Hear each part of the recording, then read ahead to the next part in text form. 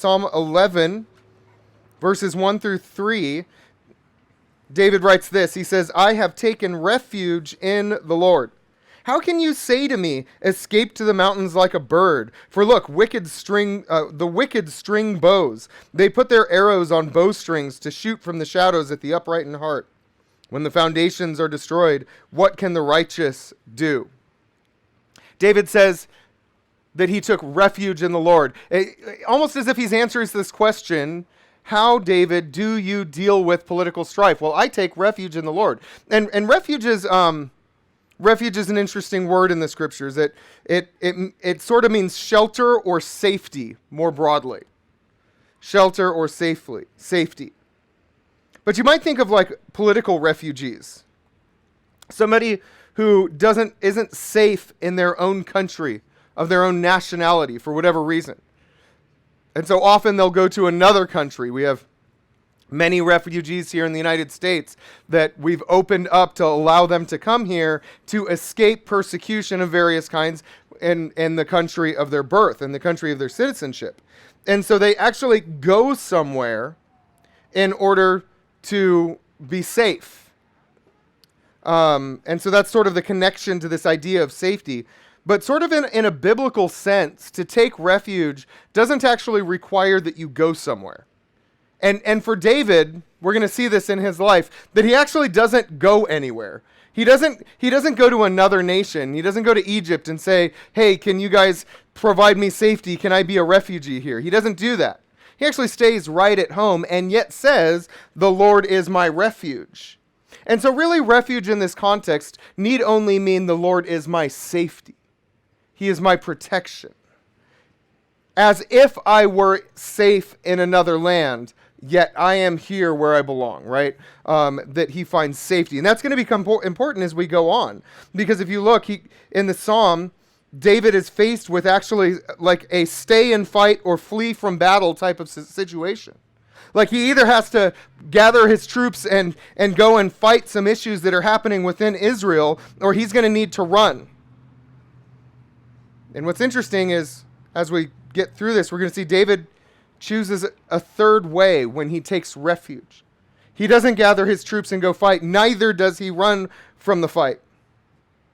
And so let's look back at sort of the second verse of that text. It says, how can you say to me, escape to the mountains like the birds? Now, these are the words of David's counselors. David's counselors are like, David, you don't have enough troops.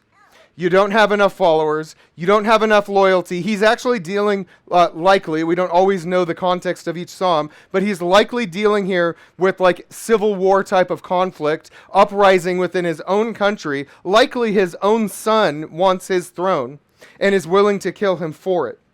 And so he's dealing with all of this internal strife. And his counselors are like, they've got too much power. You're going to have to escape to the mountains. And just for Cody, I plugged in a movie illustration. I fact checked it this morning. This makes me think of Lord of the Rings, The Return of the King. The Lord of the Rings, The Return of the King, where Gandalf and others, they want King Theoden to go and confront his enemies in battle. Right? He's just hanging out with Rodan or not in Gondor. Rohan, thank you. I had it in here somewhere, but part of my notes not being in the right form is that they're tiny. I usually make them big for my iPad. So he's in Rohan, and he's hanging out there, and people are coming to him saying, you're going to need to get your troops together and go into the battle. That there's no way that human civilizations are going to be able to endure if you don't go into this battle. But King Theoden decides not to do that. He doesn't go into battle. Neither does he stay at home. He actually takes his people and he goes to Helm's Deep, which is a stronghold in the mountains. And he does this because he believes that his people will be safer there. And for a time, they actually are. And then it gets bleak and then they're saved. And that's the movie. But that's what David's advisors are telling him to do.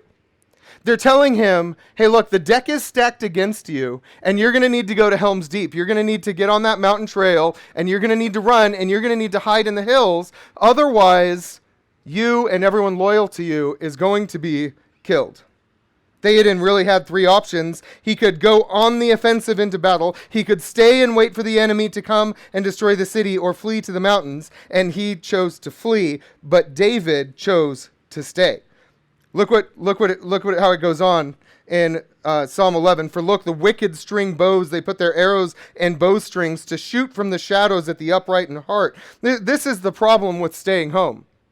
Is that up around David are just rising up more and more followers of his enemies, and he doesn't even know if they're people in his own court. That's why it says that they shoot from the shadows. He doesn't even know in every way who's against him, and the power of the enemy is rising up around him. And it just reminds me that as a Christian, as a follower of Yahweh, one who is trying to in every way honor Christ with your life, that there are enemies in the shadows who rise up against you. And every now and then, that unlikely person, that person who you thought was a friend, that you thought you got along well with, that all of a sudden, they rise up against you. That there is a sense that you have a secret enemy.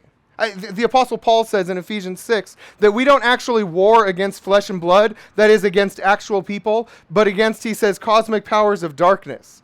That there are forces that want to see the work that Christ does through you and I to be thwarted. And for that reason, enemies come against us when we least likely suspect it. And that's what's happening to David here. The enemy is sneaking in, and he doesn't even see them. And this is the reason that as these enemies show themselves and they come out of the shadows, that his counselors are like, it's not safe. You just can't stay here in the palace because you don't know who's gonna kill you in the night or whatever, right? That they don't want him to be there. And so the question that the counselors have is that when the foundations are destroyed, what can the righteous do? This is the counselor's rebuttal. All right, David, do you want to stay? But look, when the bottom falls out, that's what it means that the foundations are destroyed. This Hebrew word for foundations here literally is used for like your butt, right? But it's like, it means like the bottom of a thing, and it's used here like in the sense of our term, like when the bottom falls out, which means that if you have a bucket and you're trying to get water from the well and the bottom falls out, that you can no longer get water, that you can't accomplish what it is that you have set out to do. And that's what the counselors are saying. They're like, look, maybe you're still alive right now, but this thing is getting shaky. This bucket's getting loose, and the bottom's going to fall out. And when the foundations are destroyed, it doesn't matter how righteous you are, David. It doesn't matter that you're leading this country according to your faith in God. It doesn't matter. When the bottom falls out, what are you going to do? What are you going to do? And to that, David says, the Lord is my refuge. He is my safety.